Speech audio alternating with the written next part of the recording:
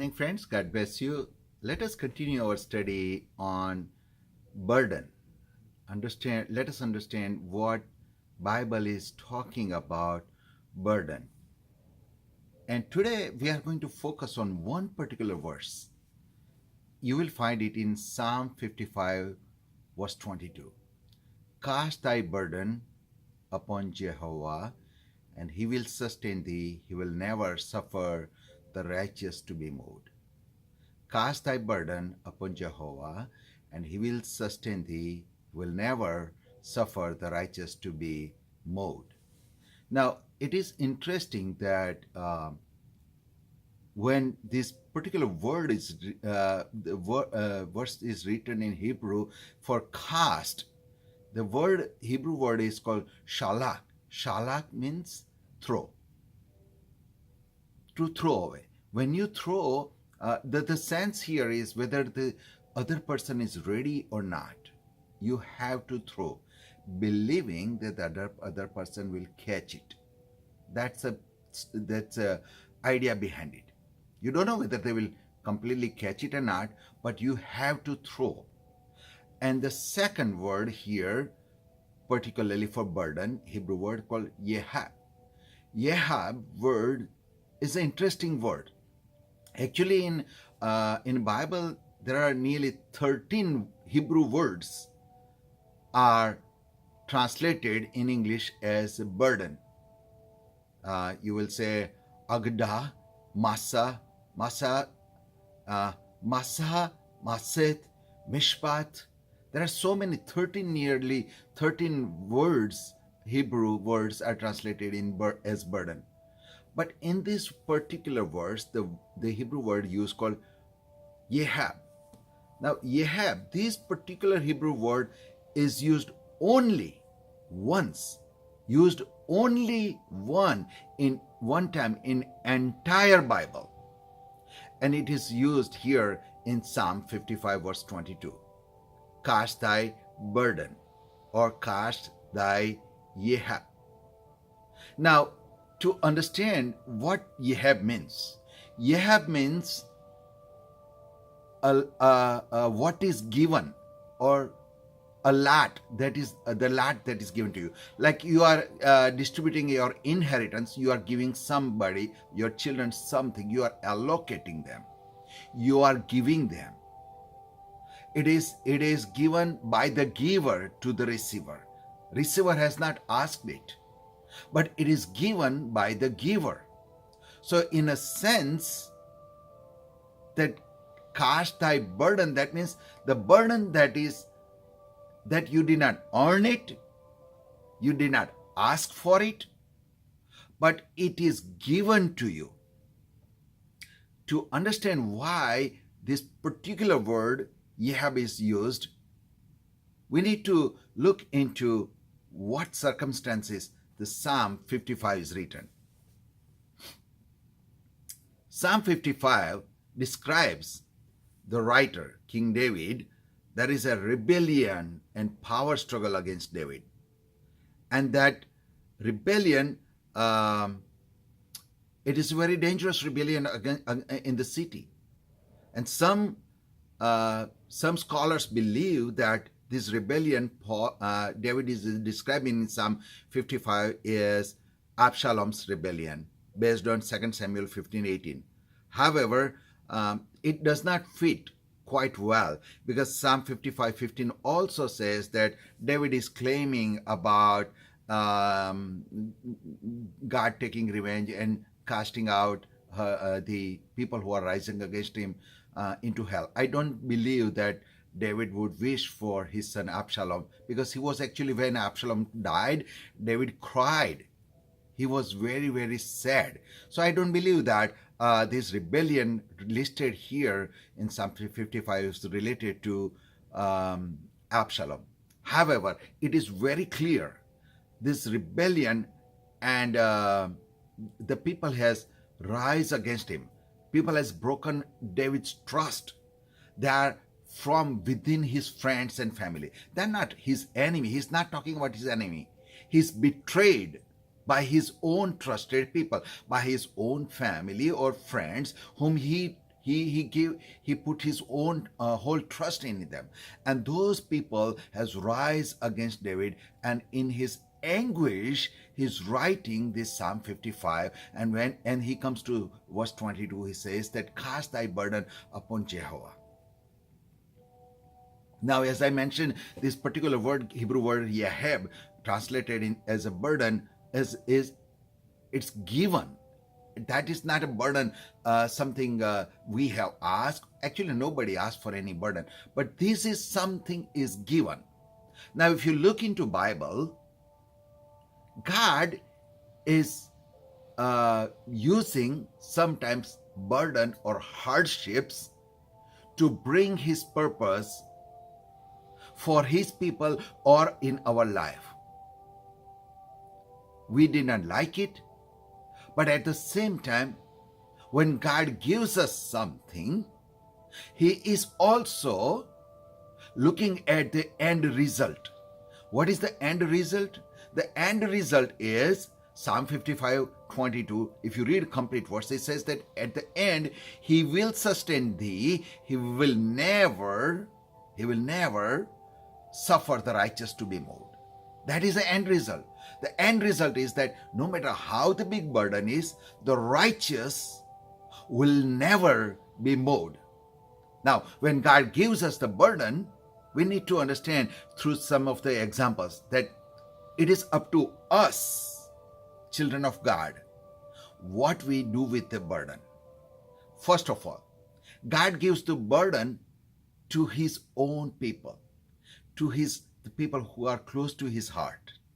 He will not go out and assign some work to somebody.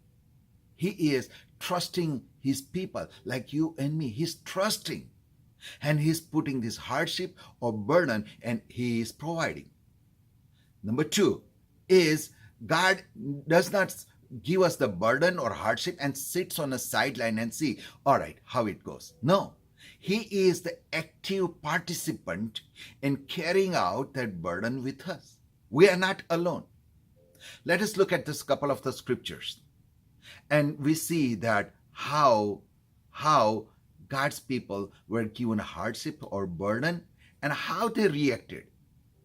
Like I said, when God gives us the burden, it is allocated, just like allocated, God distributed. And God distributed, the allocation means it is a distributed. God gave somebody this burden, somebody that burden, and God gives his children this burden. And what we do with that burden, that is important. Let us start with Moses, Old Testament. We know that when God called out Moses, he did not want to lead the Israelites out. He said that it's an enormous task. God, I cannot do that. He did not want that burden.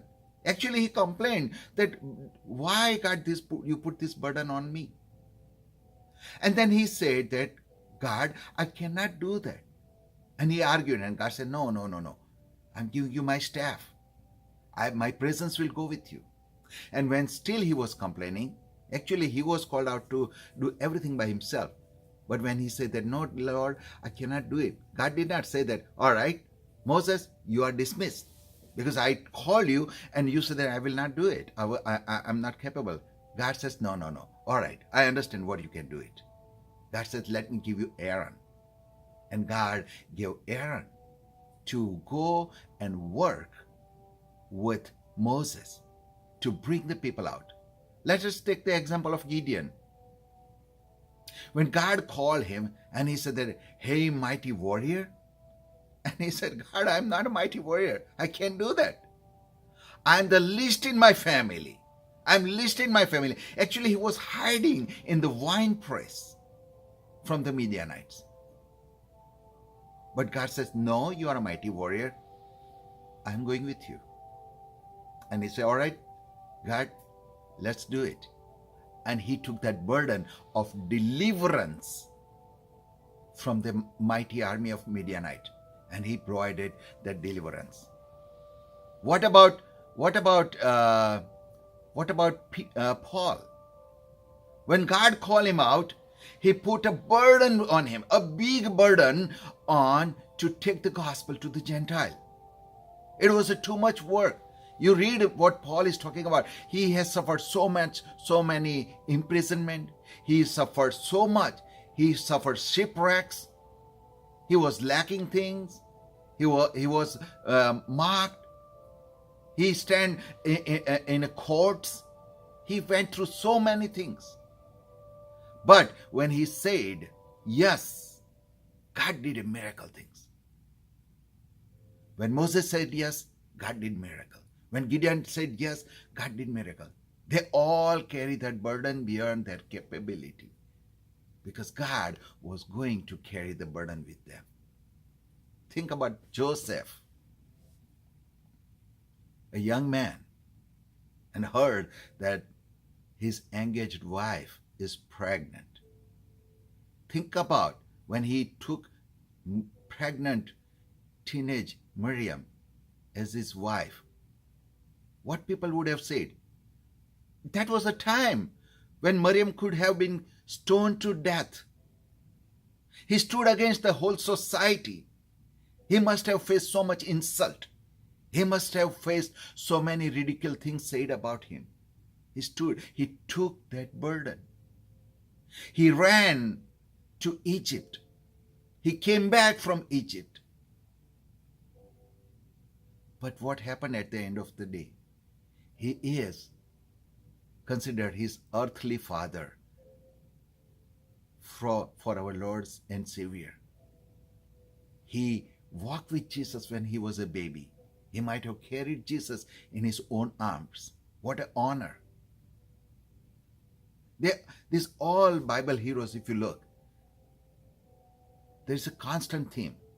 They did not choose the burden. They did not choose the burden. David was a shepherd. He was not even invited. He was not even invited to be considered the next king of Israel. And what happened? When he got anointment, the whole Israel, the king of Israel became his enemy at the end. He was running for so many years, almost 14 years he was running to save his life. He was carrying a burden on him. But now, Jesus Christ, the Lord of Lords and King of Kings, came through his lineage, kingdom of David. Friends, when David says, cast thy burden, that means cast thy Yahab. That is, you did not ask. It is allocated. It is distributed to you, that burden. Now it is up to you and me, whether we wanted to carry it or not. We can cast it back to Jesus, and he will not say nothing. He will take it back. We can give back to Jesus and say that, God, I cannot carry it. This is too much for me. And God would be okay with it. He would not say that, all right, I will punish you. No, that's not the case. But here it says that, David says that he will sustain you. He will sustain thee, and he will not suffer the righteous to be moved. To be moved means we are standing in firm ground, and this burden will push us away. No, it's not going to happen. We are standing on the firm ground. God is going to lead us with this burden, and if you carry that burden with God's help, a miracle will happen. A new thing will happen. The things that you have never expected will happen. No burden is pleasant in current time. It is hard. It is hard. This message I'm preaching myself. Because when I was preparing, I had a really, really hard time in understanding that how can loving God allocate. I didn't ask. He can allocate a burden to my life or to so many people's life. They did not ask. But God has allocated them burden for his divine purpose. We may not understand. We don't need to understand. We have to focus on the end results. Friend, when Jesus told his disciples to go to the other side, he knew that storm is coming, but he talked about the end result, that they will go to the other side. They will reach to the other side. And they did reach to the other side. The storms, the wind did not stop them. They did reach to the other side. God could have, when Peter was drowning, Jesus could have calmed down the wind first, the storm first. No, he held Peter first, and when they climbed the boat, the wind died. Friends, so burden, when I read about this Psalm 55:22, that this particular burden, the Hebrew word Yehab, that means God has allocated, intentionally given those burdens to you and me because we are His beloved, we are His special children for special work, and a great reward and great blessings is awaiting for us. May God bless you and thank you.